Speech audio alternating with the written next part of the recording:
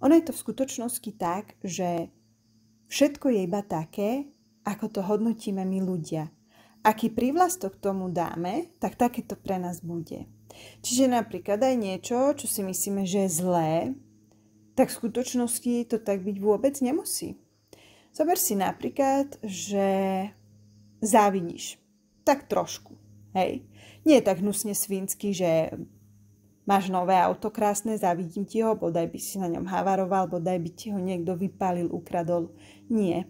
Čo taká závisť štýlom, že máš nové pekné auto, a ja chcem.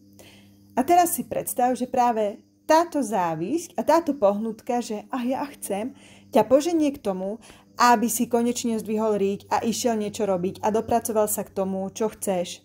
Čiže v skutočnosti tá závisť môže byť tvojim motivátorom, tvojou motiváciou. Takže je to zlé?